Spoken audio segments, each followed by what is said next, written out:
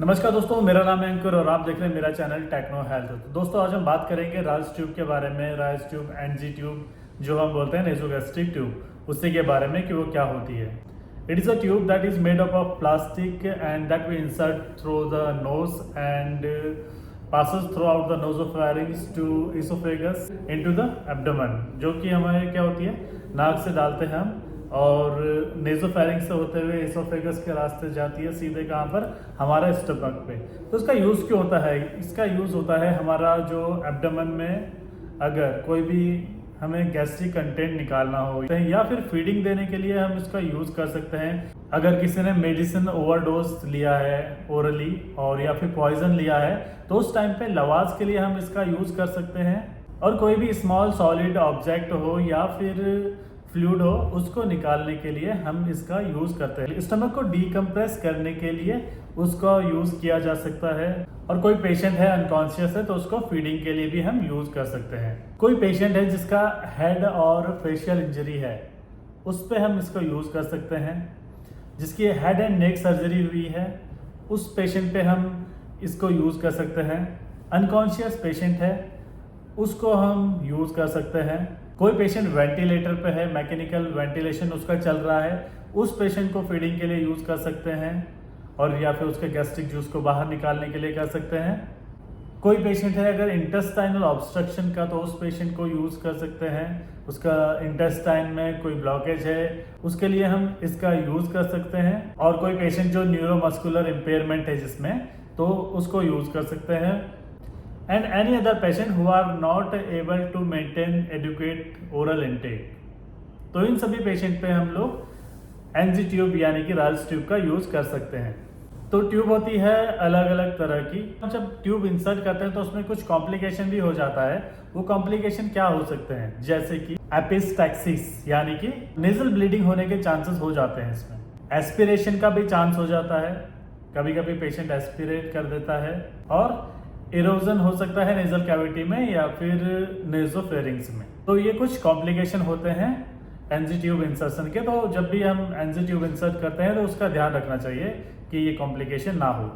तो ये जो ट्यूब होती है वो होती है अलग अलग साइज की, अलग अलग तरह की। बट जनरली 3 तरह की ट्यूब ही यूज होती है। जैसे कि एक तो लेविन ट्यूब जो सबसे ज्यादा यूज की जाती है, सेकंड आती है हमारे पास सलेम सम ट्यूब, और एक और थर्ड आती है डब ऑफ ट्यूब। तो ये 3 तरह की ट्यूब होती है। इनमें से सबसे ज्यादा लेविन ट्यूब ही यूज की जाती है। जो लेविन ट्यूब है वो सिंगल ल्यूमेन वाली ट्यूब होती है, और जो दूसरी वाली ट्यूब है उसका नाम क्या है? Salem sump tube. Salem sump tube is a large lumen tube with a double lumen. तो डबल ल्यूमेन ट्यूब है तो एक ल्यूमेन क्या करेगा? एस्पायर का काम करेगा, एस्पिरेशन के लिए हम यूज करेंगे। और जो दूसरा ल्यूमेन है वो क्या करेगा? वेंटिंग का काम करेगा, जिससे कि क्या होगा?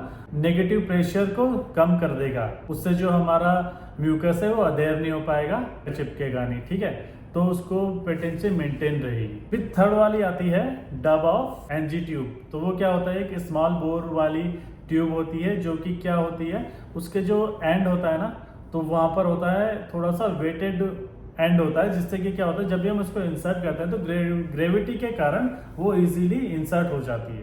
तो ये 3 तरह की ट्यूब हमने यूज की है। Number 1 Levin tube, second number है डबल ल्यूमेन वाली ट्यूब थी जिसका नाम क्या है? सलेम सम ट्यूब, और जो थर्ड थी स्मॉल बोर वाला एनजी ट्यूब, जिसके लास्ट एंड क्या है? वेटेड सा है, उसको बोलते हैं हम डब ऑफ ट्यूब। तो ट्यूब के साइज अलग अलग होते हैं। तो वो जो साइज है वो मैं इस चार्ट में देख लीजिए आप यहाँ पर। उनके कलर कोडिंग भी अलग होते हैं। जैसे कि 6 है लाइट ग्रीन, 8 नंबर की होगी ब्लू, 10 नंबर की होगी ब्लैक, 12 की होगी व्हाइट, 14 की होगी ग्रीन, 16 की ऑरेंज, 18 की रेड, 20 की येलो। और इस तरह से इस चार्ट में आप देख लीजिए, पूरी लिस्ट मैंने लगाई हुई है। जो ये राइस ट्यूब है वो हम अकॉर्डिंग टू वेट और अकॉर्डिंग टू पेशेंट और अकॉर्डिंग टू एज यूज करते हैं। जो नियोनेट्स होते हैं, 1 महीने का बच्चा, 6 फ्रेंच की ट्यूब नियोनेट्स में हम फीडिंग के लिए यूज कर सकते हैं। और डीकम्प्रेशन करना होगा तो उसमें हम 8 फ्रेंच की ट्यूब यूज कर सकते हैं। ठीक है, 1 से 5 साल के बच्चे के लिए हम क्या यूज करेंगे? या तो हम 8 फ्रेंच की ट्यूब यूज कर सकते हैं फीडिंग देने के लिए,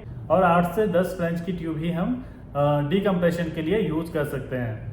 अभी अगर 5 साल से बड़ी उम्र का बच्चा है तो उसमें हम फीडिंग के लिए 8 से 10 की ट्यूब यूज कर सकते हैं, और जो एडल्ट हो गए हैं उस पर 12-14 ये ट्यूब यूज कर सकते हैं, 16 यूज कर सकते हैं फीडिंग के लिए, और डीकम्प्रेशन के लिए वही 10, 12, 14 यूज कर सकते हैं। तो ये होता है अकॉर्डिंग टू बॉडी बिल्ड और पेशेंट का एज के अकॉर्डिंग कि उसकी कद काठी कैसी है, तो उसी के ध्यान में रखते हुए हम इसको इंसर्ट कर सकते हैं। तो इसको इंसर्ट कैसे किया जा सकता है, तो जब भी हम, तो यहाँ पर एक वीडियो देख लीजिए, वहाँ पर आपको पता चल जाएगा कि जब भी पेशेंट को हम एनजी ट्यूब इंसर्ट कर रहे होंगे तो उसको फॉलोअर पोजीशन में कुछ इस तरह से स्ट्रेट बैठने के लिए बोलना है, और हमारे जो एनजी ट्यूब है उसकी लेंथ हम कुछ इस तरह से मेजर करेंगे कि हमारे नोज से ईयर तक की लेंथ लेंगे, और वहाँ से लेके सीधे हमारा यहाँ स्टमक तक की लेंथ लेंगे।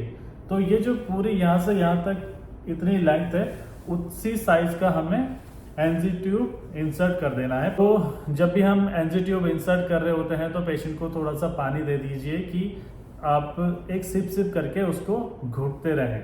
तो जैसे वो घुटता रहेगा आप उसको इंसर्ट करते रहना, जिससे वो इजीली अंदर चला जाएगा। बट अगर वाटर कॉन्ट्रा इंडिकेटेड है कि अभी कुछ देना नहीं है उसको, तो हम आराम से उसको धीरे धीरे इंसर्ट करेंगे और उनको बोलेंगे कि ऐसे ही निगलते रहो। तो वो ऐसे ही निकलते रहेंगे तो वो अंदर चला जाएगा। और फिर उसके बाद हम क्या करेंगे, एस्पिरेट करके देखेंगे, अगर गैस्ट्रिक जूस आ गया है तो उसका मतलब ये है कि हमारा वो एब्डोमेन में पहुंच चुका है।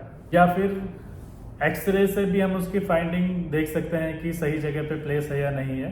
या फिर हम क्या कर सकते हैं, एक 10-20 ml की सिरिंज लेकर उसको अगर हम जोर से पुश करेंगे और स्टेथोस्कोप से यहाँ पर एब्डोमेन में स्टमक के पास सुनेंगे तो एक डब की आवाज आती है, तो आप अनुमान लगा सकते हैं कि हाँ वो सही जगह पर इंसर्ट है। तो जैसे कि आपने देखा कि वीडियो में किस तरह से हमने नेज़ोगैस्ट्रिक ट्यूब इंसर्ट की है और किस तरह के इसके साइज होते हैं वो सब कुछ। तो अगर आपका कोई भी सवाल या सुझाव हो इसको लेकर तो आप मुझे कमेंट कर सकते हैं, मैं कोशिश करूंगा कि आपके सभी सवालों का जवाब दे सकूं। तो इसी तरह की वीडियो मैं आपके लिए आगे भी लेकर आता रहूंगा। तो मिलते हैं नेक्स्ट वीडियो में, तब तक के लिए bye bye and take care.